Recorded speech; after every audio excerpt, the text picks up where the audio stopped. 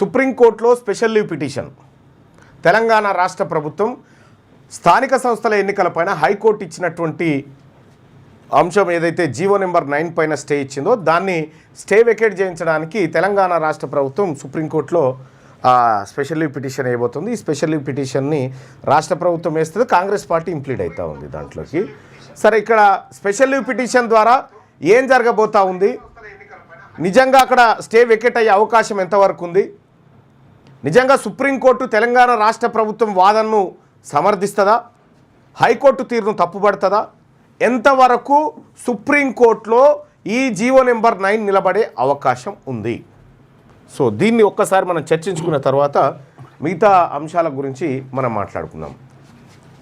ఇక్కడ GO number 9ని supreme court అయితే ఇక్కడ 2 రోజుల పాటు వాదనలు జరిగిన తర్వాత 1 నిమిషంలో స్టే ఇస్తున్నామని చెప్పి వెళ్ళిపోయారు ఇక్కడ ఉన్నటువంటి సీజే గారు. ఆ తర్వాత ఇప్పుడు సుప్రీంకోర్టుకు పోతే ఏం జరుగుతుంది, లోకల్ బాడీ ఎలక్షన్ ఉండయా ఏం జరుగుతుంది, ఈ అంశం మనం అందరం క్లారిటీ రావాల్సినటువంటి అవసరం ఉంది. ప్రధానంగా సుప్రీంకోర్టుకు పోయిన తర్వాత స్పెషల్ లీవ్ పిటిషన్ వేసిన తర్వాత ఈ హైకోర్టు స్టే అయితే ఏదైతే ఉందో దీన్ని వెకేట్ చేయమని చెప్పి దీన్ని కొట్టేయండి అని చెప్పి ఇక్కడికి పోయారు. సో ఇక్కడ సుప్రీంకోర్టు ఏం చెప్తుంది, సుప్రీంకోర్టులో మనకి ఈ కృష్ణమూర్తి వర్సెస్ మహారాష్ట్ర కేసు కానీ లేకపోతే Indira Sawhney versus union of India case కానీ, ఈ 2 కేసుల్లో ఉన్నటువంటి అంశం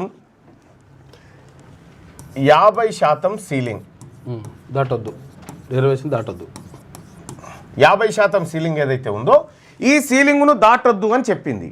అయితే సీలింగ్ను దాటొచ్చు, ఎప్పుడు దాటొచ్చు, ఇది చాలా కీలకమైంది.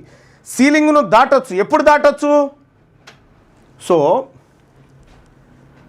డెడికేట్ కమిషన్ ప్రజల అభిప్రాయాలు సేకరించి అప్పుడు ఇక్కడ నివేదిక సమర్పిస్తే తెలంగాణ రాష్ట్రంలో బీసీలు అత్యంత వెనకబడిన వర్గాలుగా ఉన్నారు, వాళ్లకు అవకాశాలు చాలా తక్కువగా ఉన్నాయి, దానికి సహేతుకమైనటువంటి కారణాలు ఇవి అని చెప్పి ఇప్పుడు ఈ అంశం ద్వారా మనం కోర్టుకు పోతే కోర్టులో నిలబడుతుంది.